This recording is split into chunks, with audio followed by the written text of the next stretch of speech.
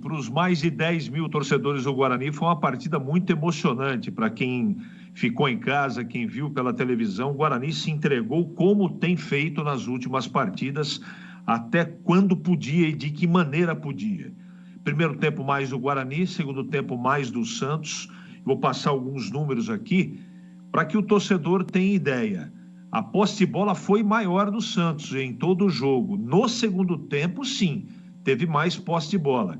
Só no segundo tempo foi 64% de posse de bola para o Santos, no campo de ataque. Foi diferente do primeiro tempo, né? Mas o gol do Santos, eu vou resumir meu comentário, porque está muito simples de comentar. O Guarani só tomou, eu não estou tirando o mérito do gol do Santos, não, mas o Guarani só tomou o gol porque quem estava marcando o Escobar, que era o João Vitor, parou na marcação, e o Bispo, que na sequência foi substituído, estava morto em campo, ele e o Bueno. Bueno ficou até o final da partida. O grande detalhe é que enquanto o Guarani teve abacaxi para segurar, o time se entregou e foi quase que perfeito na marcação. O problema no jogo de hoje foi a transição e aquela penúltima bola. De maneira inteligente, o Carille tratou de não deixar o Caio Dantas jogar. O João Schmidt fez uma marcação quase que individual no Caio Dantas, não é?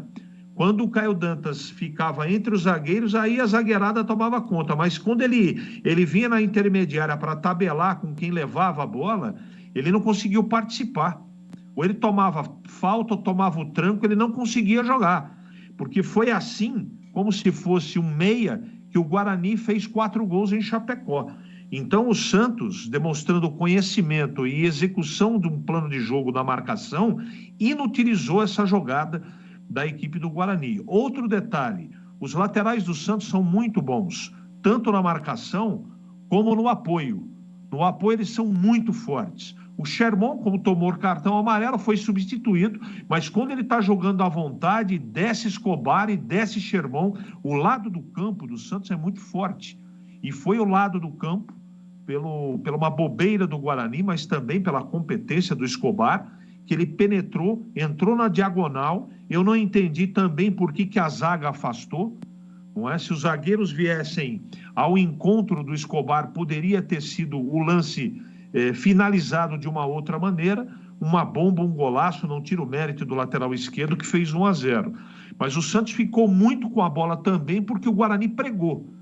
Agora, eu não posso colocar na conta do Alan Al, porque apesar dos dois que participaram do gol de empate, eles entraram bem, mas normalmente isso não acontece.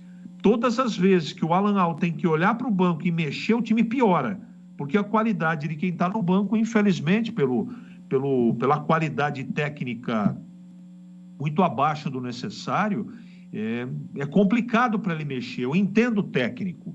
Com 20 minutos já dava para perceber que alguns jogadores, eu falei na transmissão isso, dava para perceber que alguns jogadores tinham que sair. De qualquer maneira, valeu pelo empate, pelo espírito de luta, o time não desistiu, está jogando com uma garra e uma disposição absurda, tanto é que com o empate o time saiu aplaudido de campo. A torcida não é boba, ela observa isso, observa que o time não está se entregando, está lutando até a última gota de suor.